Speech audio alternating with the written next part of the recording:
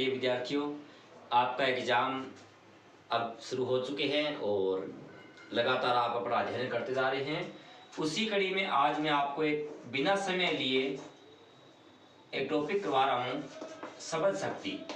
2 number का आपके यहाँ से प्रश्न आने हैं।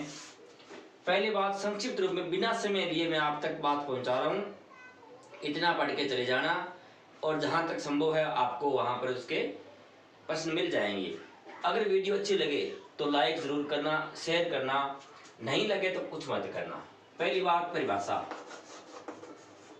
आपको परिभाषा पढ़नी है।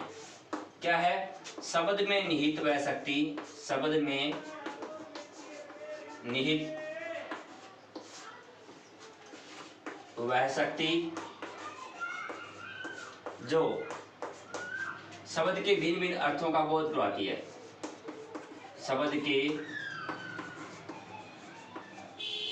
भिन्न भिन्न अर्थों का बोध करवाती है या अर्थ प्रकट करती है, अर्थों का बोध करवाती है, बोध करवाती है, वह शब्द शक्ति है। इतनी बात।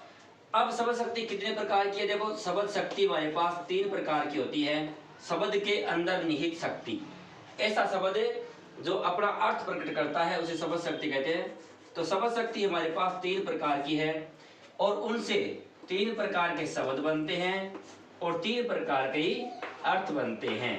ये बात याद रखना है। जैसे शब्द शक्ति कौन सी है? अभिधा। अब अभिधा, लक्षणा और व्यंजना, ये 3 शब्द शक्ति पढ़ के जानी है आपको। अभिधा से वाचक,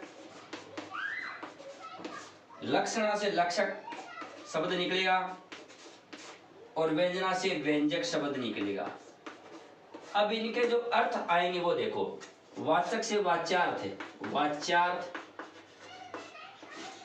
इसका मुख्यार्थ भी होता है, मुख्यार्थ, या आपको पढ़ के जाना है अभिधेयार्थ, अभिधेयार्थ है, ये शब्द पढ़ के जाने हैं।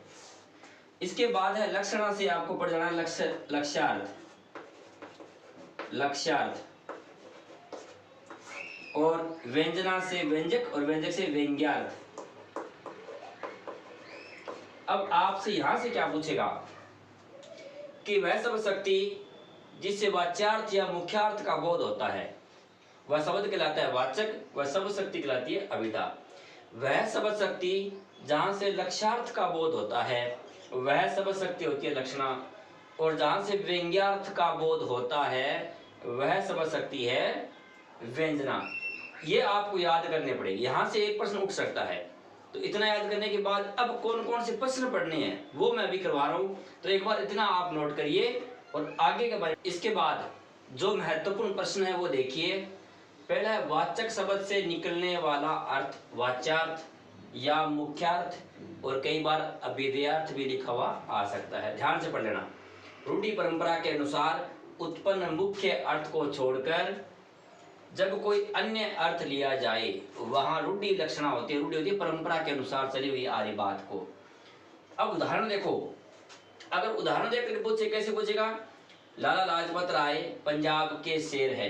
यहाँ लाला लाजपत राय एक व्यक्ति विशेष है, वो शेर नहीं है, जबकि पंजाब का शेर होने का मतलब उनके जो लक्षण थे वो शेर की भांति मजबूती से डटे रहना। तो लक्षणा शब्द शक्ति। पुलिस को देखकर चोर चौकन्ना हो गया। ये चोर का चौकन्ना होना कोई प्रयोजन को सिद्ध कर रहा है। चोर अपने आप में पहले से ही सावधान है, तो प्रयोजनवती लक्षणा।